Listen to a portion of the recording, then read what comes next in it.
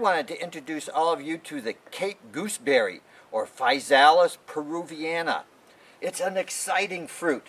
It's also called golden berry because of the gold fruit inside the little paper husks. It's also called husk cherry because of these husks. Look at it, comes in its own tidy little package, dries on the vine, and then turns into this beautiful golden color. So golden berry, or Incan berry, because it comes from the land of the Incas, from the Andes. They work with it. And it's also called golden berry, Inca berry, Physalis peruviana, ground cherry, Cape gooseberry, and husk cherry. A huge amount of names for one little fruit. And it's been a little known fruit until recently, but this is about to be discovered big time, and you can get in on it.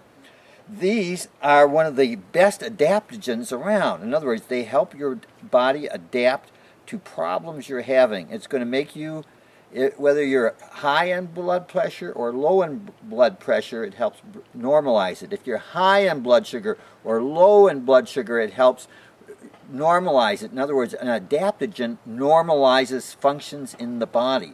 And they taste good. What a bonus. And so these are, you can put these on a table. If you grow these, and let's say you sell to farmers markets. If you have a sample of these, basket of these out, they will fly off the shelves. And you can tell people that they have the highest, one of the highest protein counts of any fruit in the whole fruit in the fruit kingdom. At any rate, 16 to 17% or even higher of protein, high vitamin A, high vitamin B, high, all kinds of vitamins, and very healthful food. In fact, we could call it a superfood, or we could call it a functional food is another word, and some people call them nutraceuticals. I don't like that a little bit as much. But functional food or superfood, everybody knows what a superfood is. It's going to make you feel super, perform super. So anybody, that can grow tomatoes in their location can grow these.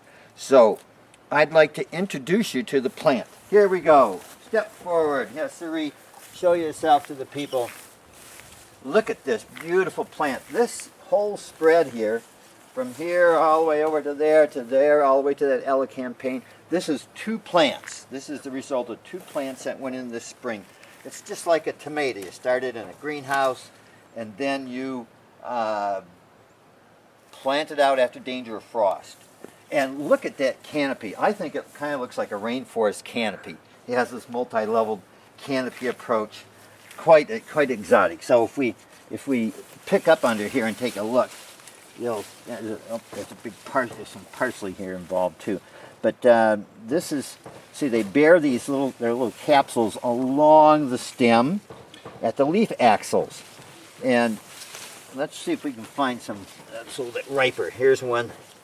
See, here's one that's ripening down here.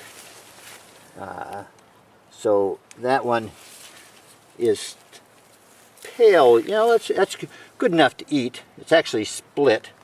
Yeah, so that one wouldn't be good. But I'll try to pull this back now. If you get, and let's pull a few leaves and things out of the way here, so you get an idea of what's happening on the ground. See down here, there are all these ground cherries. When they ripen, they just fall to the ground in their little husk and just wait for you to pick them up. And since they're in a little husk, they don't mold. So it's kind of a durable fruit. And so underneath here, it just becomes littered with them. So you have to come through here every, I probably tend to do it about every 5 days in the height of the season and pick up all the husk cherries that are down in here. A little bit of cleaning up. Usually they come really dry and clean looking. Just a slight bit of mulch would probably be good underneath there. So, at any rate, they produce, as you can see, hundreds of fruits over a pretty long period of time. So the earlier you get them in, the bigger they are. Of course, the more production you can get per year. But it's very productive, very tasty, very healthful food. And so I'd like to see more of you growing Cape gooseberry or Physalis peruviana out there.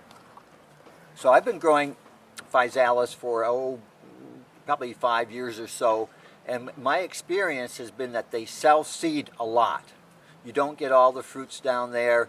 The seeds are in the soil, and then they come up late in the spring. They're not an early weed, so to speak. They come up in the garden towards later in spring, and if you keep your eye out for them, you'll have lots of volunteers. In other words, once you plant them one time, if you manage for volunteers, you should be able to have them keep coming ad infinitum. So in other words, that's another good characteristic. They will plant themselves given the opportunity. Bye.